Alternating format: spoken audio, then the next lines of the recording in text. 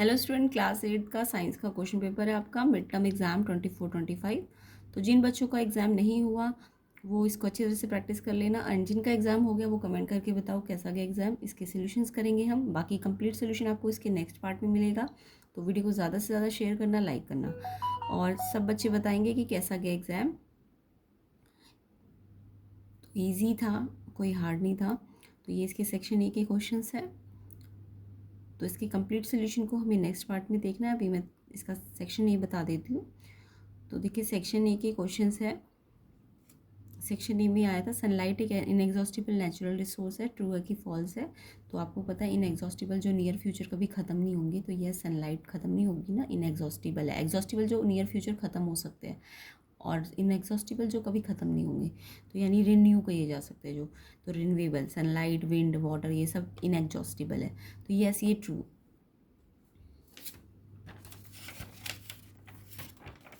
ठीक है, तो ये आपका ट्रू है, फर्स्ट वाला सेक्शन ए का ट्रू है। नेक्स्ट क्वेश्चन था sound is produce by dash body. Sound कौन सी बॉडी प्रोड्यूस करती है? तो साउंड जब भी कोई बॉडी वाइब्रेट करती है, यानी कंपन करती है, तो कंपन वाली बॉडी वाइब्रेट करती है, तो वाइब्रेटिंग बॉडी आएगा। बॉडी तो लिखा ही था, वाइब्रेटिंग लिखना था आपको।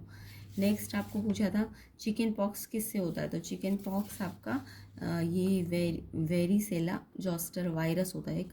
तो वायरस भी लिख सकते थे आप, VZV इसका पूरा नाम है, वायरस भी लिख सकते थे। ठीक है। तो नेक्स्ट क्वेश्चन था coal gas obtain during the processing of coal, ताकि क्या मिले? मतलब कोल गैस को हम प्राप्त करते हैं जब कोल की प्रोसेसिंग करते हैं, और उससे हमें क्या मिलता है? उससे हमें कोक मिलता है, COKE।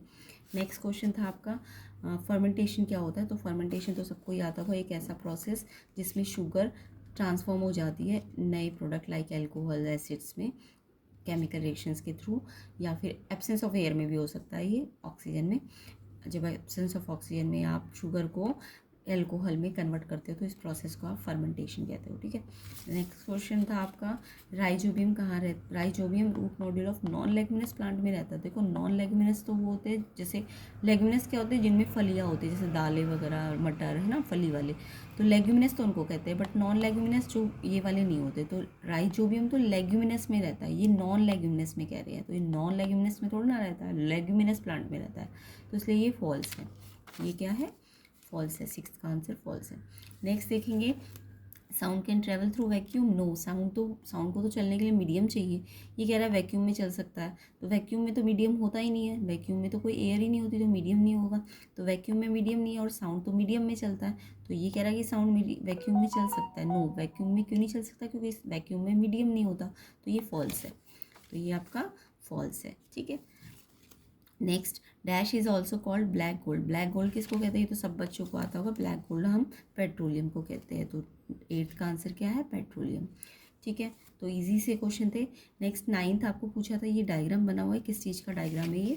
तो ये डायग्राम आपका बेटा ये स्पाइरोगायरा का डायग्राम है, जो एक ग्रीन एल्गी होती है और जो फ्रेश वाटर में रहती है। नेक्स्ट आपको इम्पेयर्ड के लिए था, आंसर बता देती हूँ। Name the group of paramecium. Paramecium के ग्रुप को हम प्रोटोजोआ कहते हैं। ठीक है। कोल तार एक ब्लैक थिन लिक्विड है जो प्लीजेंट स्मेल देता है। ट्रू है कि फॉल्स है? तो कोल तार तो आपने देखा भी होगा, कोल तार तो बहुत थिक लिक्विड होता है और इसकी स्मेल भी अनप्लीजेंट होती है। तो कोल तार जो होता है वो थिक डार्क लिक्विड है जिसकी अनप्लीजेंट स्मेल है, इसलिए ये फॉल्स है। 10th का फॉल्स है। ठीक है। तो किस किस बच्चे ने ये आंसर टिक किए कमेंट करके मुझे बताना। वीडियो को ज़्यादा से ज़्यादा शेयर करो, लाइक करो, कम से कम 1000 लाइक मिलने चाहिए, तभी आपको नेक्स्ट पार्ट में पूरा कंप्लीट सोल्यूशन मिल जाएगा। लिंक मैं डिस्क्रिप्शन में डाल दूँगी इसका। अब frequency of 1 hertz is dash oscillation पर सेकेंड। तो एक फ्रीक्वेंसी 1 हर्ट्ज की है, तो उसका मतलब क्या है? 1 हर्ट्ज का मतलब होता है, 1 हर्ट्ज का मतलब होता है एक ऑसिलेशन 1 सेकेंड में। अगर मान लो 5 हर्ट्ज है तो उसका मतलब होता है 5 ऑसिलेशन 1 सेकेंड में, यानी 1 सेकेंड में ही हम फ्रीक्वेंसी को निकालते हैं। तो अगर 5 हर्ट्ज है तो 5 ऑसिलेशन पर सेकेंड, अगर 1 हर्ट्ज है तो 1 ऑसिलेशन पर सेकेंड, 2 हर्ट्ज है तो 2 ऑसिलेशन पर सेकेंड में निकालना होता है। तो जितनी हर्ट्ज फ्रीक्वेंसी होगी उतने ऑसिलेशन पर सेकेंड होते हैं। ठीक है। तो अभी 1 हर्ट्ज है तो 1 ऑसिलेशन पर सेकेंड, तो यानी यहाँ पे 1 आ जाएगा, 1 और ऑसिलेशन तो लिखा है पर second. At about dash dB the noise become physically painful. कितने dB पर नॉइज़ पेनफुल हो जाता है? तो आपका जो 80 डेसिबल के अगर ऊपर चला गया अबव, तो वो नॉइज़ क्या हो जाता है, वो पेनफुल हो जाता है, तो यहाँ 80 आएगा। सेक्शन बी को हम नेक्स्ट पार्ट में कवर करेंगे। तो ये सारा क्वेश्चन पेपर है, चेक कर लो, जिनके एग्ज़ाम नहीं हो उनके लिए इंपॉर्टेंट है, एंड कंप्लीट सोल्यूशन मिलेगा आपको, लिंक डिस्क्रिप्शन में मिल जाएगा।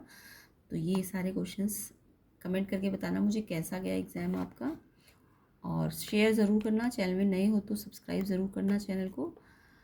इसके अलावा मैथ्स की प्रैक्टिस कर सकते हो, 8th की क्वेश्चन प्लेलिस्ट बनी हुई है पूरी पूरी, लिंक मैं डिस्क्रिप्शन में डाल दूँगी।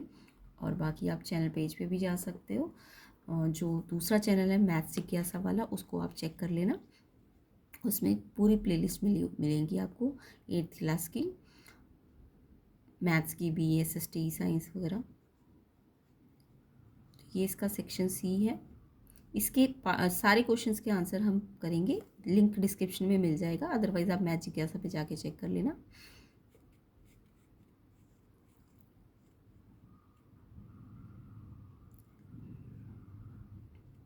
तो कमेंट करके बताना जिन बच्चों का एग्ज़ाम गया है कैसा गया है। वीडियो को ज़्यादा से ज़्यादा शेयर ज़रूर करना, इतनी मेहनत करते हैं तो मोटिवेशन मिलने के लिए आपको वीडियो को शेयर करना है, लाइक करना है।